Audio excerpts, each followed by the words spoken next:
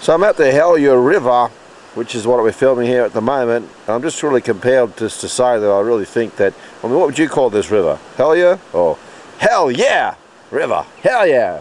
Yeah, hell yeah. The Tasmania, it's really the land of moss.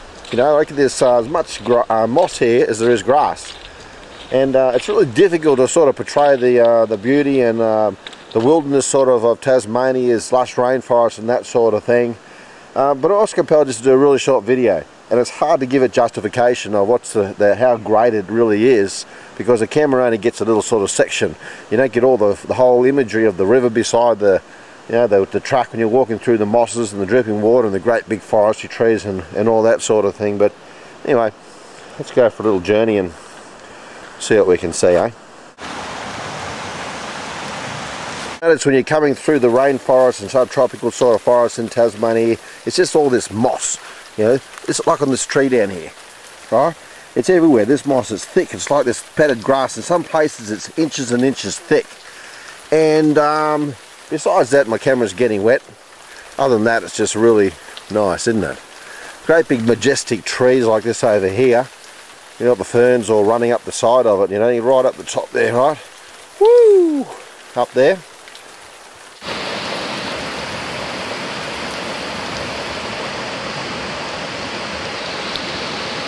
It's just thick, growing all over the trees and on the ground and hanging from the air and all sorts of places.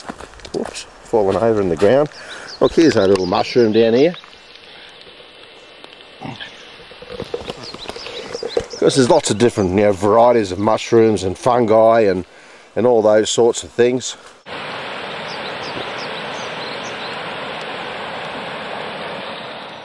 I've only ever seen similarities to the jungles like this, that thick, in one other place, and that was in the tropics of Papua New Guinea. What I mean thick, it's kind of, if you fall off the track, they just wave to you and they say, you're gone, you know what I mean? You just disappear into the bush. And if you happen to die out here alone in the scrub, more than likely, not that they're vicious, ungodly creatures, but this is the way that they are, the Tasmanian devils would probably just chew you up, bones and all, and you'd just be gone forever. Gone. Here's another little squiggly thing. I don't know what that is. There's another little one there.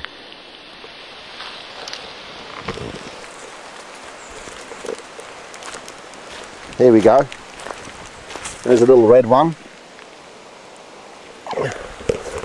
Sorry about the camera spinning around, but you know, it just gives you the reality of you don't have to walk too far to see a lot of good stuff. You can hear in the background there's the river, and we're heading over there to the river on this little bushwalk at Hellyer Gorge, which is a little bit outside of Somerset and Burnie and Wynyard and places like that. Here's some more mushrooms down here.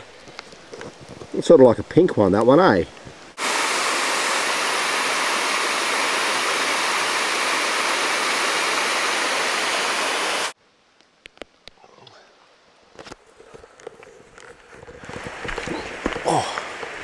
That's where you walk. It's not very far from here.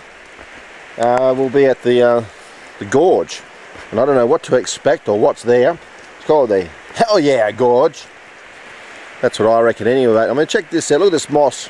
It's going right up here to the river, all the way along the ground here. You know, like just a cool little spot. You know, it's all this beautiful spongy sort of stuff. You look at the water coming out of the ground there. You know, it's all moist.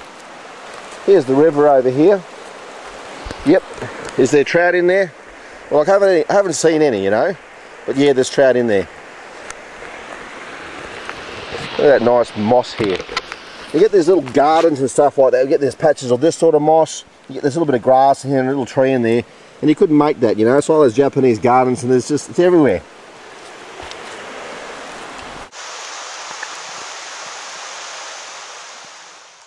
So the track's mended its way now away from the stream. I thought it was going to take me along the stream to the Hellyer Gorge, but anyway, maybe that was the Hellyer Gorge, in which case it's not very Hellyer.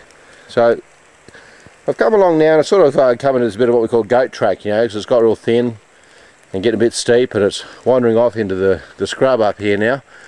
We'll see where we go. One of those Tasmanian devils, sort of like, you know, eat you before you're sort of totally cactus, you know. Hope not. Here I come!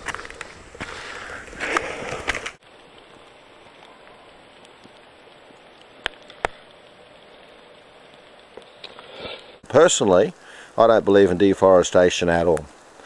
You think about it with a little bit of common sense now, right? I'm not just talking about rainforest, let's think about any forest. The idea of taking out forests to clear for more pastures, to create more food to feed mankind and all that sort of thing, right? Or to use the timber for making stuff, okay? The whole problem is it's unsustainable. There's only so much gear and we're not putting it back as quickly as we take it out, for one.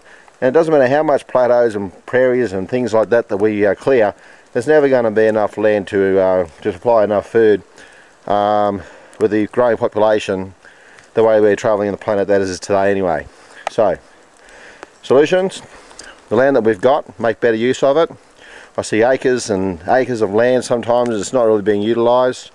It's being capitalised by a few, profits are very few for the actual small guy and the farmers and that sort of thing, so they're just getting screwed over anyway. And so all the money's out in the pockets of a few, and they really don't give a damn. End of story. Leave the forest out of it.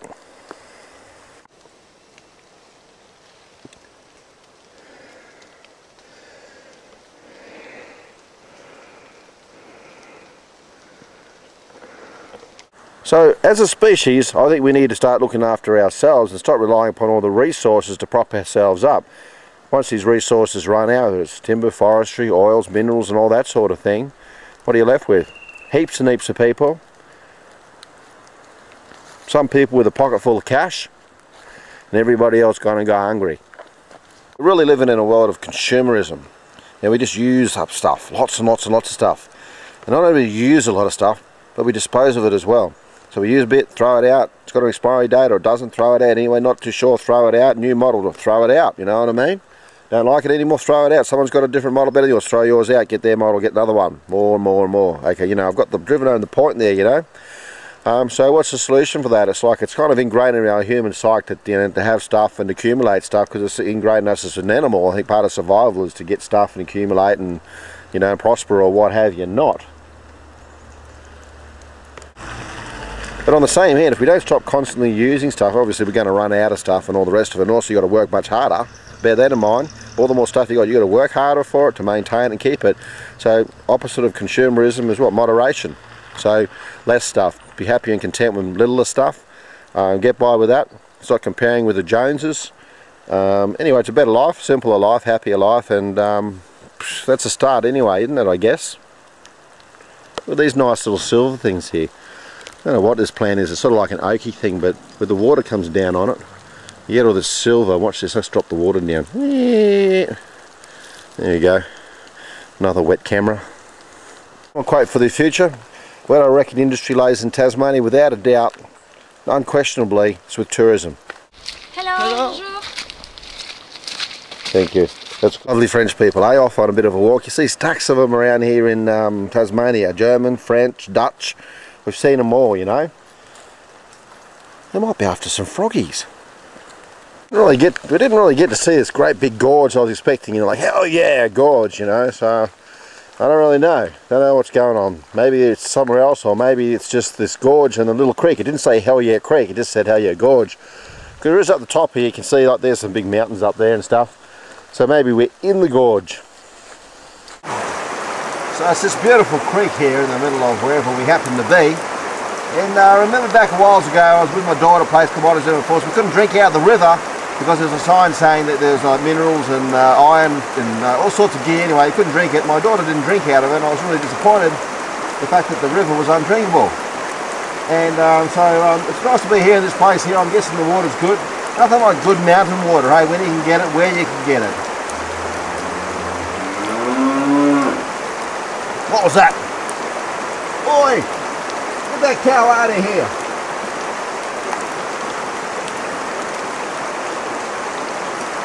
Ah. So now I've got a little bit green on the whole message here. We just come to look at Hell Yeah Falls and yeah, whatever.